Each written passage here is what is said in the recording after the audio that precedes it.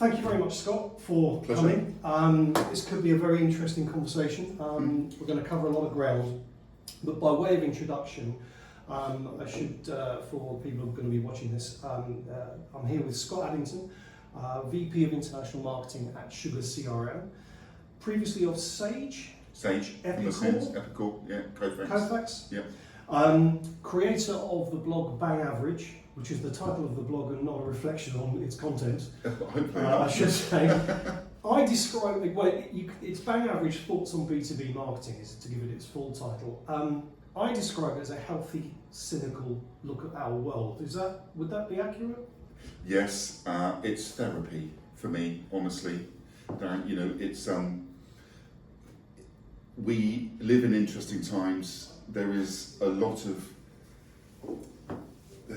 chat on LinkedIn and those kind of places, and there's hundreds and hundreds of people that make marketing look really, really easy and talk about it as if it's, you know, you can just turn up and, you know, the leads and the pipeline will magically appear. It doesn't work like that. No. And there's been a lot of fads, there's a lot of buzzwords, and maybe it's just me getting old, I don't know, but some of it you know, I don't believe in it anymore, some of it, you know, Yeah. and it's just my rambling thoughts. As I say, it's therapy. I've been doing this gig now in B2B marketing for 26, 27 years, which I learned last year or so is longer than more than half the entire population of this planet has been alive. So, you know, you know, I was actually talking to somebody yesterday. I think and you're exactly the same to me, I'm sure. We've been through 3 or 4 kind of marketing revolutions, technological revolutions, whether that's email, the web, you know, AI, you know, and then there's all these mini kind of things, attribution, and you know the serious decisions funnel, which transforms how we've done our job over the last decade or 2 decades.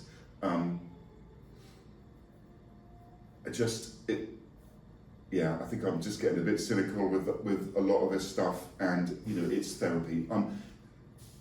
I have a strong opinion of how marketing should be done and what makes good marketing, and sometimes I feel like I'm in the minority, the small minority, and it is a bit of therapy, and it is just a good way for me to exercise my thoughts and really put my thoughts down on paper. But Out of interest, what sparked the reason for doing the blog in the first place? What was it that you'd reached a point you thought, I need an outlet to vent, or actually was there a particular thing that kicked it? Because I am aware, and I should point out, that you also do creative writing. You are a writer of stuff around war. You've got military history and things like that. Yeah. Military history, exactly. So obviously writing's in your blood, but where did sort of the idea for Bang Average come from? What sparked that from a professional perspective? Really, because I was looking for almost like vindication of my thoughts.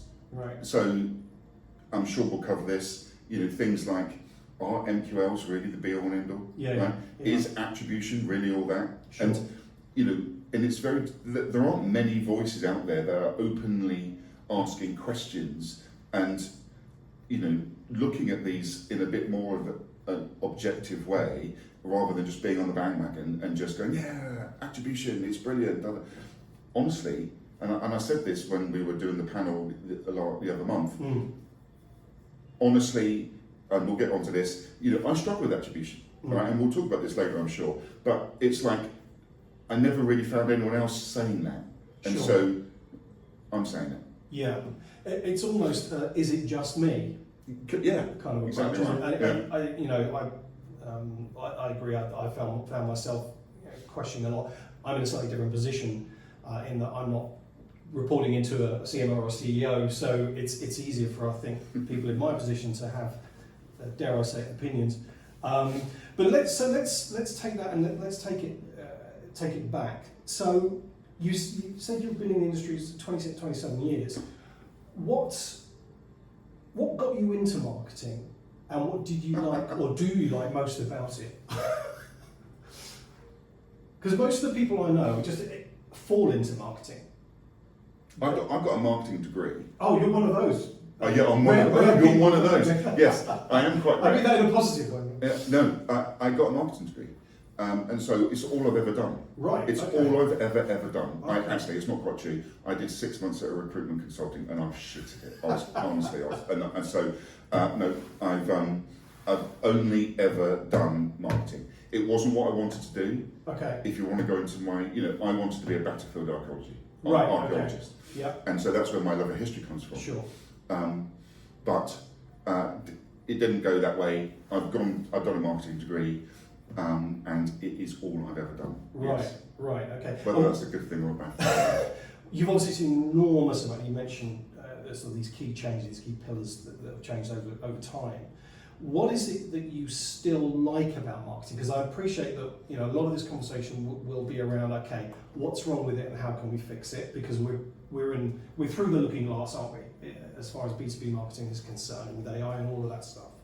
But what is it you still enjoy about the process of marketing, about its function within a larger organisation? Yeah, I got into marketing for the creativity. It's Right. a creative outlet that I could get paid to be creative. Right? Okay. I do think that the creativity is being sucked out of the industry a little bit. I won't lie. I do. I think my CEO said to me not 5 or 6 weeks ago, Scott, I need you to be more of a data scientist. Interesting. And a little bit of me died. Yeah. I'll be honest. I'm like, really? Yeah. But I understand. There's an awful lot. I mean, and this is one of the things that keeps me going. Marketing is ever evolving. It's ever changing. We are one of the few industries that it's, nothing stands still. We are always evolving, always thinking about how to do things better. You look at other professions, accounting or whatever, a profit and loss has been the same. I mean, there may be tweaks around the edges, but fundamentally the job has been the same. Yeah.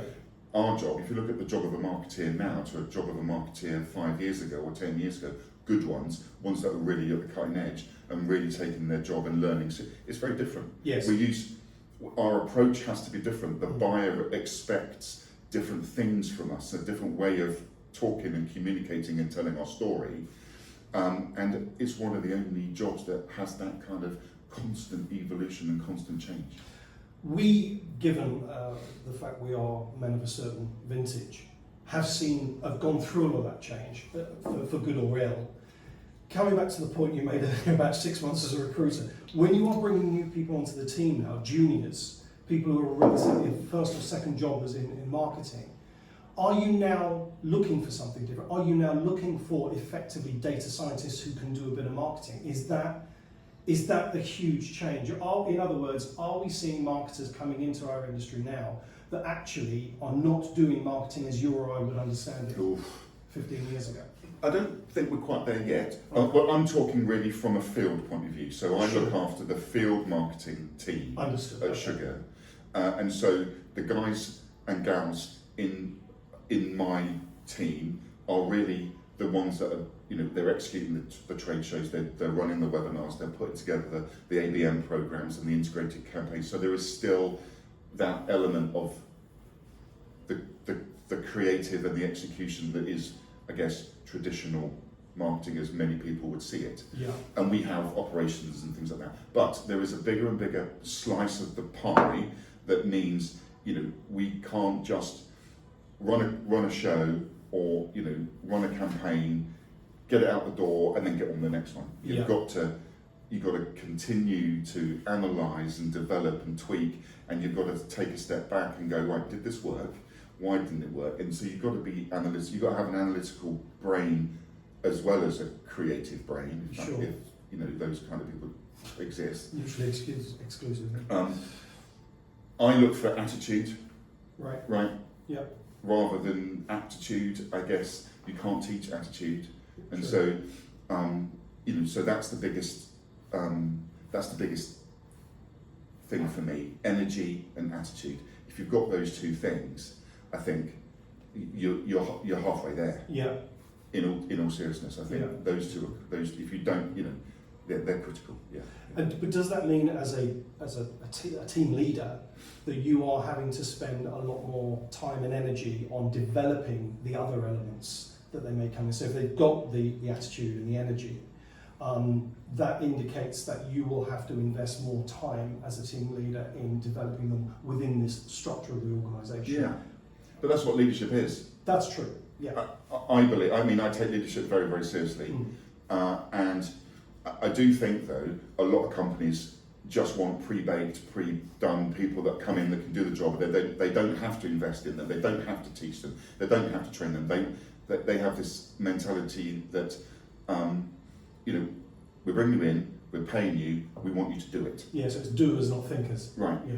And they want somebody that's already got the skills, already got so they don't need the hand-holding, they don't need the development, or they don't perceive that they need the development. It's like it's lazy. Yeah. In my opinion, it's lazy because I have this conversation with my boss a lot. We're talking, about internal positions, internal promotions, and so, but this person doesn't really have the experience and I don't know if they could talk to the senior execs and hold themselves.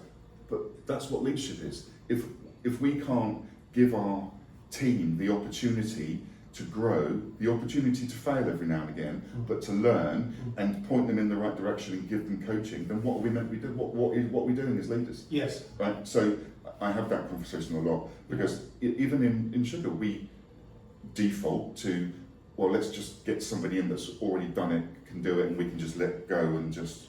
We, a lot of the time we don't have time. We're pulled from pillar to post. Yeah. And leaders, leading a team should be almost a full-time job on its own. Yeah. But as leaders of teams, leaders of people, we also get the crap that we, get from the CMO or the CEO or the, whomever, and we've got to do our own job. And sometimes, you forget that you've got a team that rely on you, that look up to you, that need an arm around them, or they need a bit of a prod, or just need shuffling in the right direction. And it's I think too many people just forget that leadership actually is a skill and a job on its own.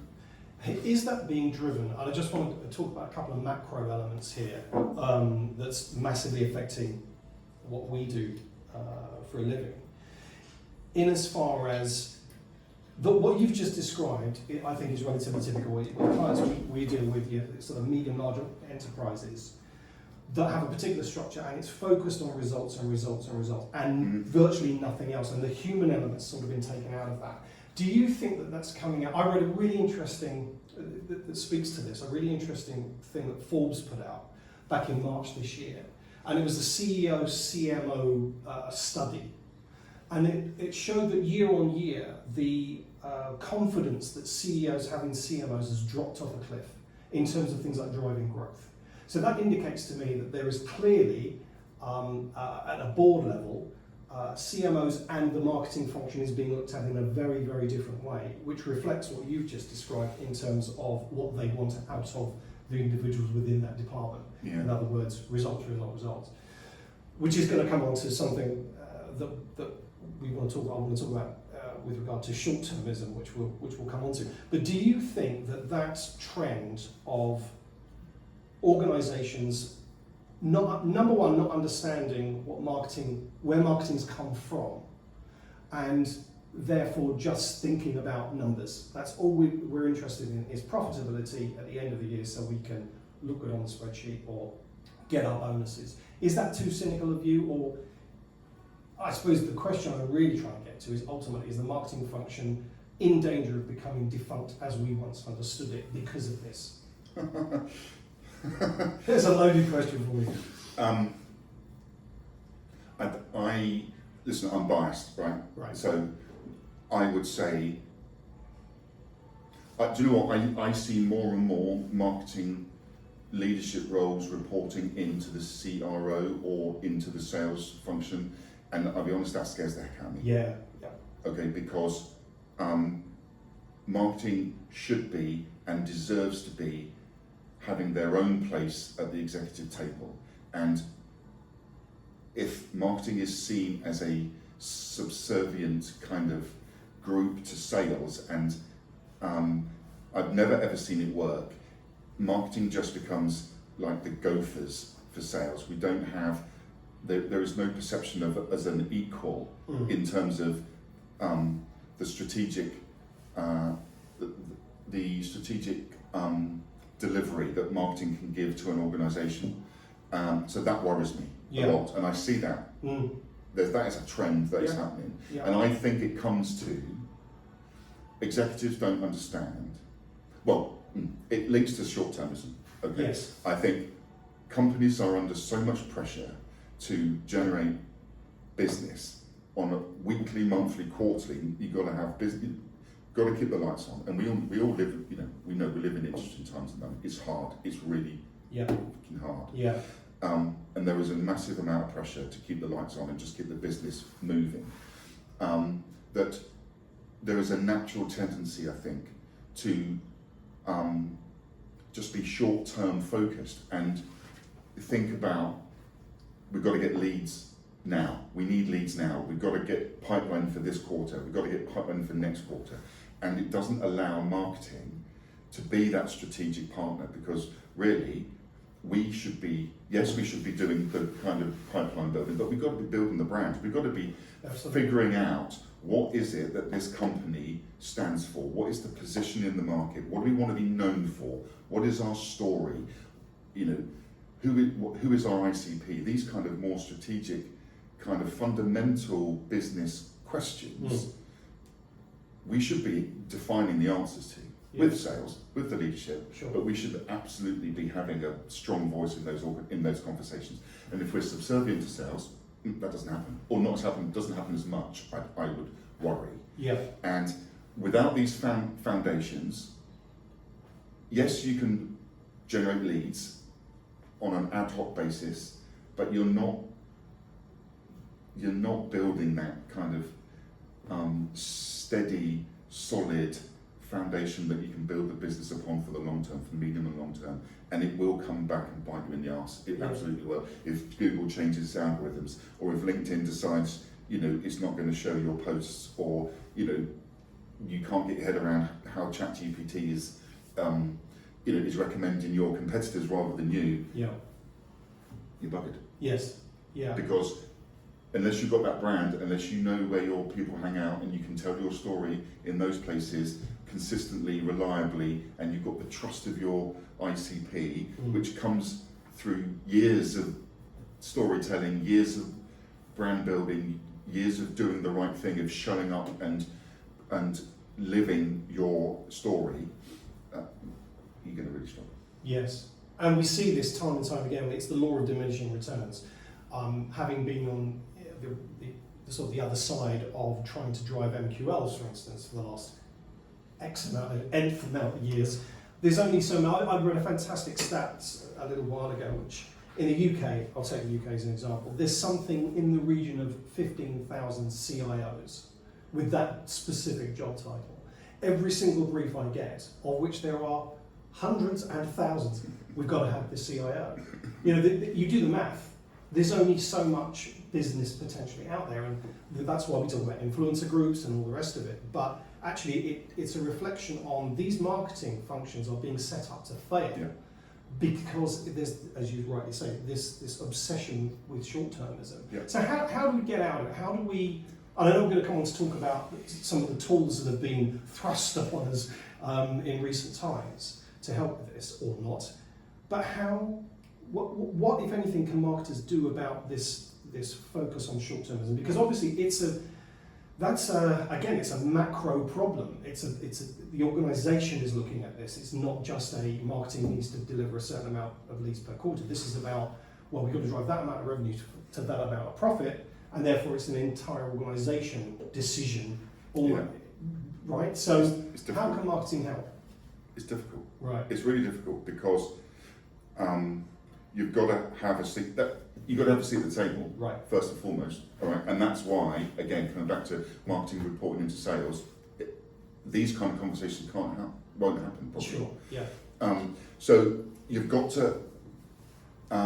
We've got to stop worshipping at the altar of the MQL. Yes. Right. And we've got to stop generating leads for leads' sake, and we've got to give marketing.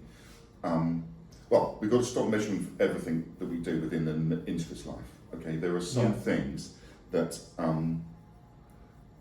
we've got to understand how buyers buy, and we've got to understand that 80% or probably even more now of the B2B buying cycle takes place away from vendors. Yes.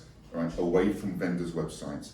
We've got to try and understand how buyers buy. So I would, if I was a marketeer, I would start by speaking to your customers. Yeah. Interview them and say, where did you find us? How did you hear from us? Mm. Where did you hear our story? Mm. What places do you go to get your information when you are looking at buying technology, right? And what you'll find is it ain't your website. Yeah. Right? It just ain't. But it will be micro influencers that they follow. Yep. Okay. It will be podcasts that they listen to. It will be YouTube channels that they watch. It will be industry communities that they're a part of that may have quarterly dinners, or or it will be the industry trade shows that they go to re-engage with their mates that they haven't spoken to since the last year, right? It will, it's all these kind of things, and so you've just got to make sure that you tell your story in these places. But you've got to. But if you can get the data, and we come back to the data thing, right? If you can make sure that this is data driven, you can say we've spoken to 100 or 1,000 or however many customers, and we are seeing these are the platforms, these are the communities that these people are hanging out in, and this is the people they trust and the communities that they go to when they are looking to buy or looking to shortlist or longlist a vendor of whatever. Then you can say, we need to be here. Yeah. And if you've got that data to back you up, it gives you a bit of a fighting chance. Yeah. Okay, but we've got to educate the CRO, the CEO, the VP of sales, the CMO as well, by the way. We've got to start educating these executives that MQLs don't cut it, because we can generate. You want me to generate 1,000 MQLs? I'll generate 1,000 MQLs. Yeah, absolutely. Yeah. I'll do it by Tuesday. Sure. They'll all be shit. Yeah. Okay. Yeah. But and we've got to stop measuring marketing. And so MQLs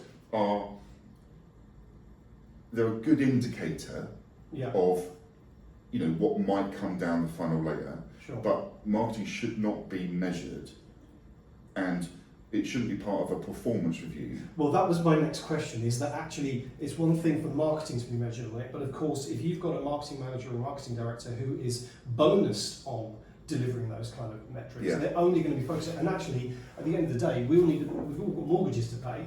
We want to get our bonuses, and if that's what you want, your 1,000 MQLs by Tuesday, I'll give you them, because that's what you're incentivizing on. Does that need to change? Absolutely. Right. Absolutely needs to change. And so marketing should be measured on pipeline and revenue.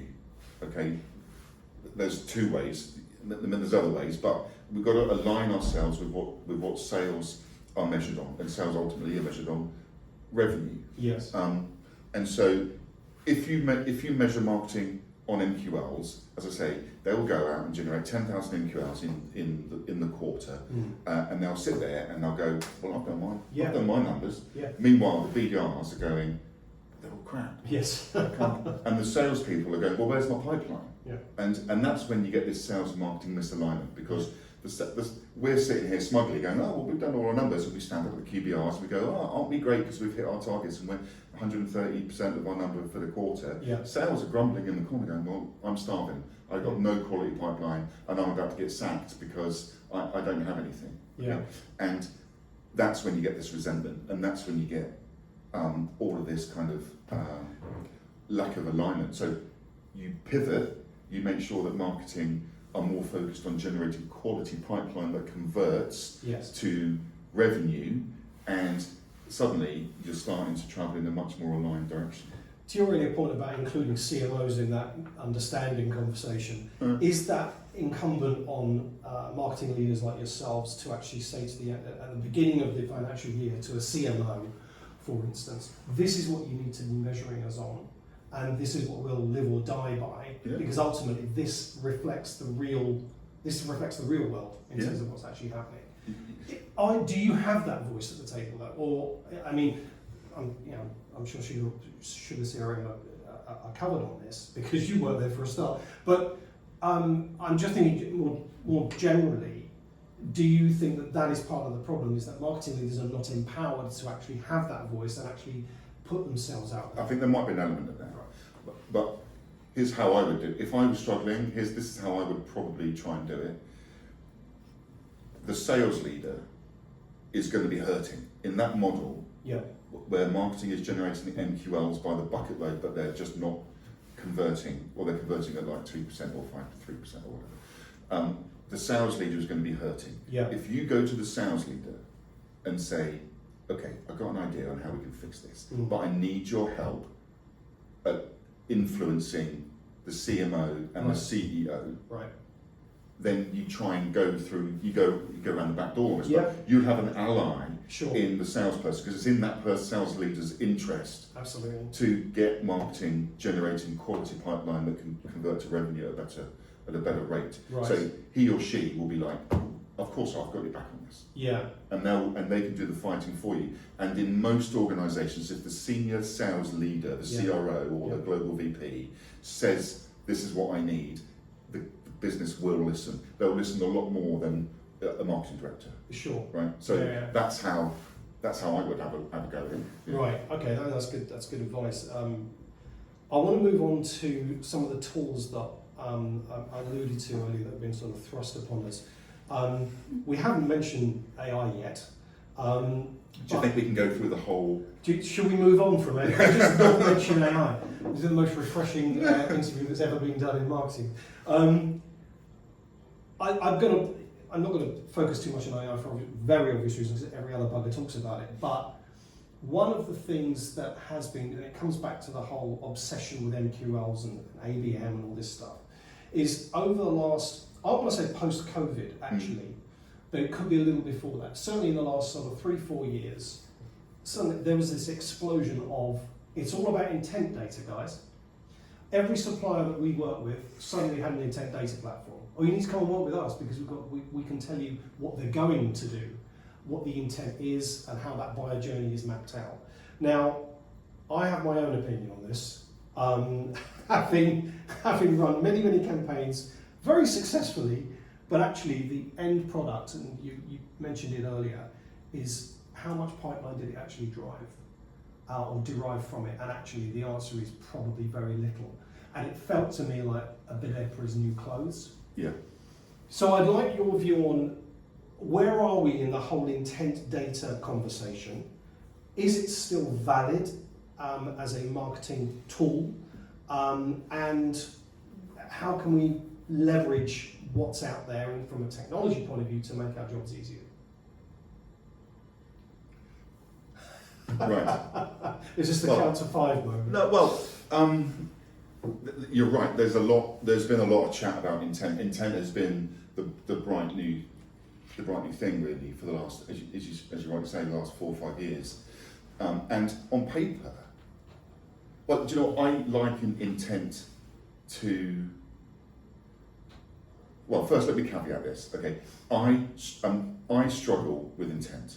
I'll be honest. Okay, as a concept, marketing concept. Well, I've tried it. I've used it. I've been on the bandwagon, and I have struggled to light a fire under intent in terms of seeing it generate results. Right. Okay, it's flattered to deceive for me. Sure. But I know, because we were on that panel the other month at the TechTarget gig, that there are other people that swear by it and have had lots of success. Sure. Okay, so,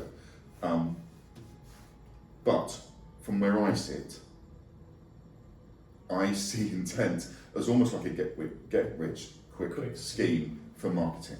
Because on paper, the premise is, oh, hey, Mr. and Mrs. Marketer, we can show you the prospects that are looking for your software or your stuff, and we can show you that they're searching for it on all these different platforms, and they're going to be ready to buy. All you've got to do is buy the data from us, send them your message.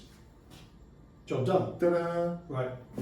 And on paper, it's like, who wouldn't have a go at that? Absolutely. Who wouldn't try that? Right? Yeah. But in reality, it's for me, and a number of people that I speak to, it hasn't worked out that way. There is, and I'm talking specifically about third party and second party intent data. Sure. Right. I do believe in first party intent Yep. data. Yep. But when I've used it, and I've used the big ones, which we don't need to mention, but everyone knows who they are, the real big ones and the regional ones. I get a lot of ghost signals. I get a lot of, it's just, a lot of false positives, and basically the BDRs and the sales team that are following up, they want to take me outside and give me give you a kick. because it's just wasting their time. Yeah, of course, Right? of course. And it's like, I agree. Intent is, in my opinion, intent is flattered to deceive. Okay, it's been a get rich quick scheme for marketeers, and I think the vast majority of people are struggling with it. I'm sure, but I think there's a lot of people out there that maybe don't want to say it out loud.